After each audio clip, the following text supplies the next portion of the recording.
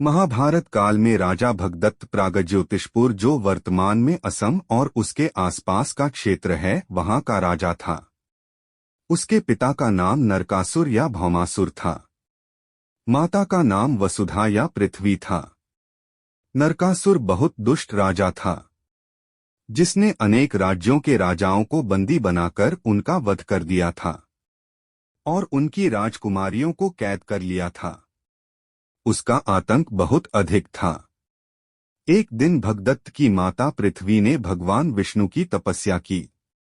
उसकी तपस्या से प्रसन्न होकर भगवान ने उसे वर मांगने को कहा।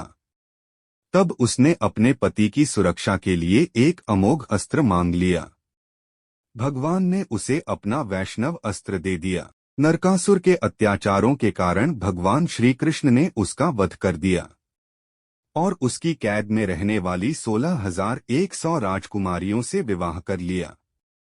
नरकासुर के सभी पुत्र मारे गए। जब उसका बड़ा पुत्र भगदत्त बचा रह गया तब पृथ्वी ने भगवान से उसे जीवित रहने का निवेदन किया। भगवान श्री कृष्ण ने भगदत्त को जीवित छोड़ दिया। इस प्रकार भगदत्त प्रागज्योतिषपुर का राजा बन गया और उसके पास वैष्णवास्त्र भी रह गया। युधिष्ठिर के समय राजसूय यज्ञ किया गया था। तब अर्जुन उत्तर दिशा की ओर युद्ध करने गया था। अर्जुन का भगदत्त के साथ युद्ध हुआ। 7 दिनों तक वह युद्ध चला। अंत में भगदत्त पराजित हुआ। बाद में जब कर्ण अपनी विजय यात्रा पर निकला तब उसने भी भगदत्त को पराजित किया था। इसी कारण भगदत्त कौरवों की ओर से लड़ा था। भगदत्त के पास एक भीमकाय हाथी था जिसका नाम सुप्रतीक था। भगदत्त के पास एक विशालकाय गजसेना थी। इस गजसेना ने पांडवों का बहुत विनाश किया था। महाभारत युद्ध के 12वें दिन भगदत्त और अर्जुन के मध्य घनघोर युद्ध हुआ। हाथी सुप्रतीक ने अर्जुन के रथ पर आक्रमण कर दिया, लेकिन भगवान श्री कृष्ण ने रथ एक दिशा में मोड़कर वह हमला निष्फल कर दिया। इस प्रकार भगवान ने अर्जुन की रक्षा सुप्रतीक हाथी से की। इसके उपरांत भगदत्त और अर्जुन में भयंकर युद्ध हुआ। जब भगदत्त कमजोर पड़ने लगा तो उसने अर्जुन पर वैष्णव अस्त्र छोड़ दिया। वह वैष्णव अस्त्र भगवान विष्णु का था जो बिना लक्ष्य प्राप्ति के नहीं लौटता था।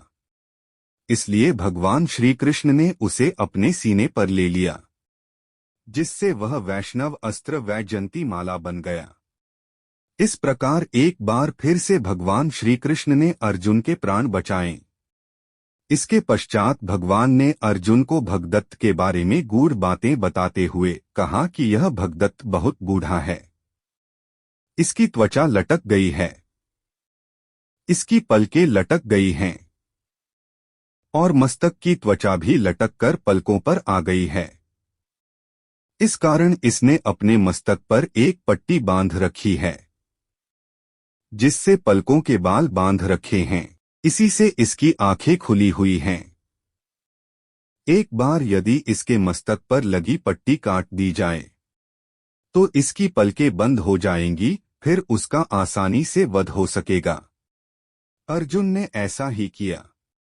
एक बाण से उसके मस्तक की पट्टी काट दी जिससे मस्तक की त्वचा आंखों पर लटक गई, जिससे उसकी पलकें बंद हो गई।